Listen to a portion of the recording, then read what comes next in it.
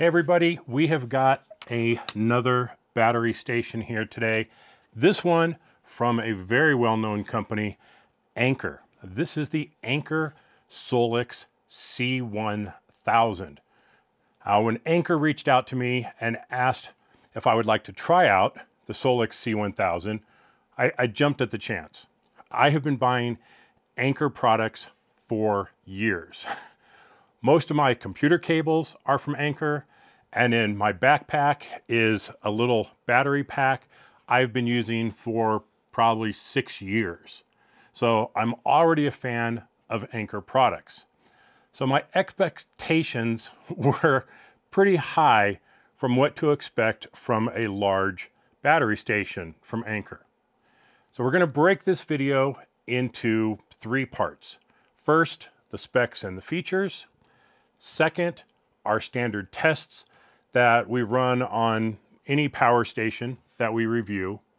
And finally, our impressions and opinions. So let's get down to it. First, we have standard 12-volt port, 6 AC outlets down here, 2 USB-A ports, 2 USB-C ports, one being a 30 watt and one being 100 watt. This thing features crazy fast recharge rates, as fast as 58 minutes in ultra fast mode, and it can take 600 watts of solar, which can charge this thing in under 2 hours. It has a 1056 watt hour capacity. That is just huge. 1800 watts of output and 2400 watts of surge wattage via the surge pad port. So there's one port here that says surge power. If 1056 watt hours is not enough, you can actually expand it with an expansion battery that will take it up to 2112 watt hours. Well, for our type of uses, camping and overlanding, that's way overkill. But it can be used as a UPS in an office as well, or in other situations where you may want to have a lot of power. Now, the Solix C1000 uses a LiFePO4 battery that has a 10-year lifespan and 3,000 charge cycles, which allows Anker to provide a 5-year warranty on this thing. So that's pretty impressive. It measures 14.8 inches by 8.07 inches by 10.43, and it weighs 26.46 pounds. Now, on the top here is a light that has 3 brightness levels and an SOS blinking mode. So that's kind of handy for some situations. But let's talk about the app, because the app is pretty cool. If you're close to the unit, you can connect to the system via Bluetooth. However, the unit can also connect to your Wi-Fi at your home or office, allowing you to control the unit from anywhere. Anywhere that your phone has internet access, obviously, right? So I've actually been able to turn this on and off and change things while I'm on the road somewhere. So that is super cool. One question we get a lot about power stations is, how loud are they when they're charging? Now, this does have different modes. I'm going to go ahead and plug it in right now, and we'll be able to see where it's at. We'll start hearing it charge. So right now the battery is at 88%. Now you should be able to hear the fan kick in. Now, granted, I'm less than a foot away from the fan. You can probably hear it buzzing away. To me, this isn't bad. If it's sitting in my office and it's charging, it's not that annoying. The Bluetti EB55, the power supply on that is so loud, I can't have it in my office while I'm working. It's just ridiculously loud. The AC70 is not as bad. This is actually fairly quiet in comparison. So not too shabby there. But now that we have this thing turned on, I'm going to go in to the app. So the app comes up. I can see that it's in a charge state. It's at 89%. Internal temperature is 84 degrees. My input is 627 watts right now, and I can turn on ultra fast charging. So if I needed to, I could really bump up the charge time on here. For the most part, I'm not going to use that feature because it's harder on the batteries. When you're pumping more power into them quicker, it's a little rough on the batteries. So I prefer a slower charge whenever possible. Now, if I needed to, because I was low on power and I didn't have enough time to really sit and let this thing charge, I could turn on that ultra fast charging and kick it up. So for me, that's only going to be something I use on a pretty rare basis. So we can see our USB outputs, our car port, our AC output, the brightness control on here. We can turn the screen on and off, but you can see it's already gone from 88 to 90%. I mean, this thing charges very quick. So what I'd like on these are graphs that you see here for carport and AC output, and they show the current amount of output that they're doing. I'd like that to be a graph that I could click on and go back 24 hours, 72 hours, a week since I powered it up, whatever, and then I could see what the power usage of the thing I have plugged into it is. You know, if I had the refrigerator plugged in, I could look back at the history on there and go, oh, this thing, it runs for 20 minutes and then it shuts off for 20 minutes. And so having more data is not a bad thing, but it's not super necessary. I mean, this is still pretty good. And also note at the top here, it says remaining charging time, 12 minutes. So this thing is a beast when it comes to charging. We've got some settings in here. Our recharge power. So if we don't have 1,000 watts to put into it, we can actually adjust this. So inside the Jeep, we only have a 600 watt inverter. So I can crank this down so it's not trying to overtax my inverter. Unit timeout, the light mode, screen brightness, screen timeout, device name, connecting to the Wi-Fi, temperature in Fahrenheit or Celsius, firmware upgrade. After I got it, there was a firmware upgrade. So that was good. You know, nice to see that they're working on stuff. So that's the app. I think it works extremely well. Have no complaints about that. Let's keep going. Now, some of the ways that we use this C1000 or any power station is to power things while we're camping. And that's, or even just in the vehicle while we're on big road trips. And that's typically going to be a 12-volt refrigerator.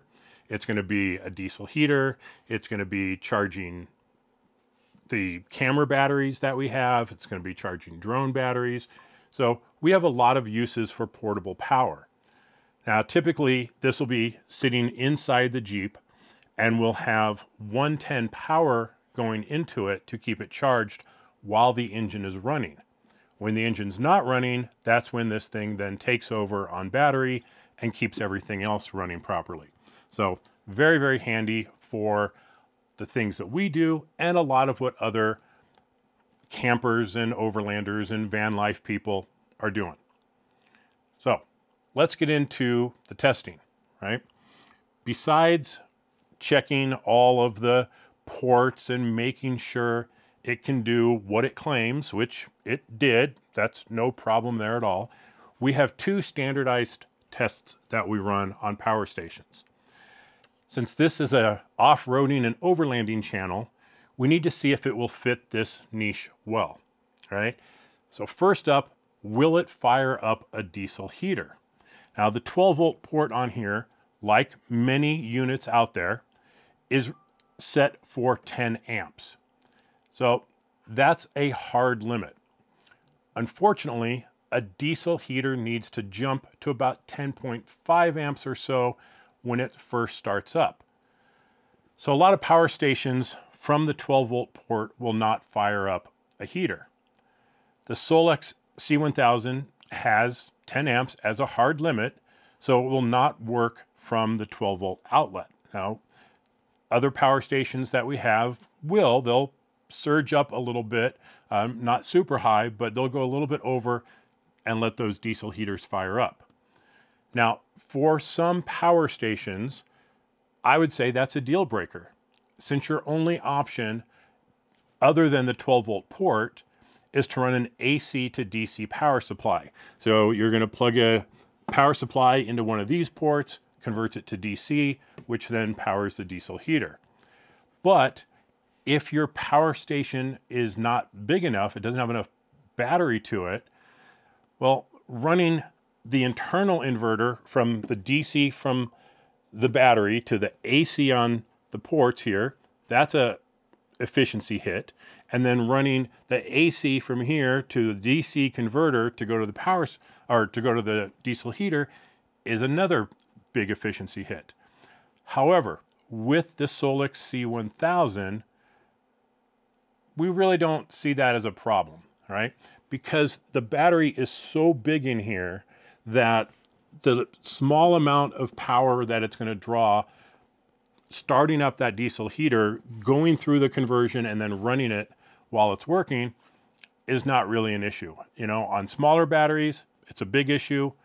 On this system, it's not, because this battery is so big. So while right now we can't do it on the 12-volt port, running it off the 110, not a problem at all.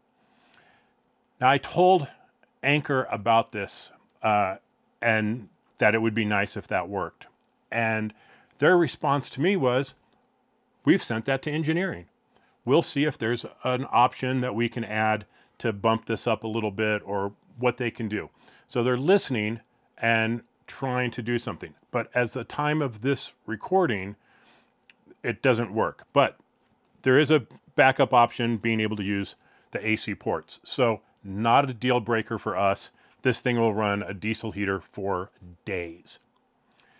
Now, our second test is to see how long a power station will run an IceCo VL45 refrigerator. That's a 12-volt fridge. It's a nice medium-sized fridge, and we fill it like 50 to 60% full with sodas, my Monsters, Blue Waters, whatever else we can to get into that mostly full but not completely packed stage. Now, for us, we'll then use that as our beverage fridge. We'll be in and out of it several times a day, taking things out, putting fresh ones in, and it's sitting in a room that will fluctuate during the day between about 65 and 68 degrees. So, how did the C1000 perform? Before I tell you the numbers, let's bring up our leaderboard. We've done this test with other power stations, so let's see how it compares. The Bluetti EB55 ran that system for 71 hours and 13 minutes. So the EB55 was great for pretty much a weekend trip without any problems. The Bluetti AC70 ran it a bit longer at 74 hours and 27 minutes. So where did the C1000 come in at? A whopping 125 hours and 18 minutes. That's 5 days, 5 hours, and 18 minutes. Not quite a week, but definitely a 4-day weekend, no problem. So very, very impressed with how well this ran the refrigerator and how long it performed. In fact, it delayed doing this video because it lasted longer than I expected. So let's talk about some of the pros of the C1000, right? The size, okay? Let's take a look at the size of this thing, right? Now, I gave you the measurements, but let's do a comparison. This is the Bluetti AC70. This is 768 watt hours versus over 1,000 watt hours. Now, other than the two handles protruding on the side of this, it is essentially the same size. It's the same width, it's damn near the same height and everything. Now it's a little heavier, the battery's bigger, but when you are talking about overlanding and camping and things like that, size makes a difference, right? You only have a limited amount of size. So if you can pack a lot more, almost 25% more capacity into the same size footprint, well, you've got a winner on your hands right there. So the size is great. The battery capacity is great. Crazy fast charging. The expandability. On the side here, I'll show you, we have our AC power port for plugging into the wall, and we have an XT60 here for plugging in to solar panels. And on the side over here, we have the expansion port for adding additional capacity to it. It is a little heavy to be bouncing around on a table like this. 10-year lifespan, 3,000 charge cycles. The fact that in a home or office, this actually works perfectly fine as an uninterrupted power supply. So, great features, great size, all that good stuff so far. Now, what would I like? What are my cons on this, right? Well, for overlanding and camping, we don't need 6 AC ports. 2, really, 2 is plenty for the type of things that overlanders, van lifers, and stuff need. We don't need this many AC ports. What we do need are more USB ports, especially the high output USB-C ports. So I wouldn't mind seeing this doubled right here, having 4 USB-Cs, 4 USB-As, or just USB-Cs, because I can deal with not having USB-A. Just USB-Cs would be fine by me, but I know some people would want the Cs, would want the A's, so just doubling up the number of USB ports would be fantastic. Now, I'm going to talk a little bit about the 12-volt plug. I absolutely despise this port. Not from Anker, okay? Let's be fair here. The 12-volt plug issue is not an Anker problem. It's not a Blue Eddy problem. It's an industry problem. This design is a throwback to the automobile cigarette lighters that literally were designed for that system to pop out when it's ready to light a cigarette. The 10 amp limit is also a safety feature, as you don't want a faulty device to short out, have the wires overheat, and cause a problem for you. So I understand the limitations, but that can be solved because not everything is a problem like that. However, adding an extra amp, half amp or so, should not dramatically decrease the safety of the unit. But the port on here, this port design, just needs to go the way of the dodo. I wish that would just disappear. I know that's not going to happen because there's millions of products that have that port on there. Okay, so it's not going to go away, but there are solutions for it. Now, if you're overlanding, you're going off-roading, or even van life, there are plenty of stories of people who had their refrigerator connected to a 12-volt port like this, and after a day of driving, discovered their refrigerator was turned off because that plug had worked its way loose. So I consider this a major problem industry-wide, not just Anker, okay? What's the solution to that? A better port added to this. I do think this is necessary because of so many products that have that port, but something else on here. A mini Anderson plug, an XT60 plug, something that is not going to just wiggle its way loose when you're on a rough road. Something that provides a significantly better connection. Now, there are 2 things I'd like to see improved in the app. The first is logging. While I can see a graph of the current output, it's just a small block of time. I would love to be able to click on that graph and go back and see what the last 24 hours were, 72 hours, or the amount since power up. It'd be really useful for seeing the power usage of the things that are plugged into it. Secondly, I'd like to get alerts from the app. Things like a low power alert at maybe 10% and 5%. And then when it's going to turn off the port from low power, send me an alert that it's been shut off. So alerts like that, I think, would be super cool. So what's my final verdict on this Solix C1000? I think you're getting a lot of power, a lot of station, a lot of features for your money. You're getting over 1,000 watt hours for a fairly low price. While there are some things that I think could be improved, none of them are showstoppers. This is a great unit the way it sits today, but like any product I review, I want to point out the things that I think would make it a better unit, especially when we're dealing with the overlanding and off-roading community. We need something that's going to be more reliable, and that 12-volt port is not it. We need more USB ports, things like that. So it's not a knock on this at all. Those are just suggestions I want to make to Anker for their next generation of product that would be better suited specifically for the off-roading and overlanding community.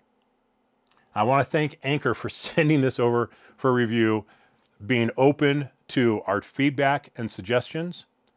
We always appreciate it when a company is willing to listen. When they just say, well, that's the way it is, but when they listen to their users and can make a better product, it's a win for everybody. It's a win for them because they're going to have a product that fits a niche better. It's better for the consumer. Now, right now, through the end of March of 2024, that's when we're doing this, you can snag a Solix C1000 for only $649. Now, I know that isn't super cheap, but it's an extremely good value for being better than anything else out there right now. I mean, for the cost performance value that you're getting here, this is quite significant. So that's my take on the Solix C1000 from Anker. So I hope this was valuable to you. I hope it gave you the information that you need to make a good purchase decision. I like it. This is going to find a permanent home in our rig. Thanks for watching, everybody. Be safe out there. We'll see you on the trails.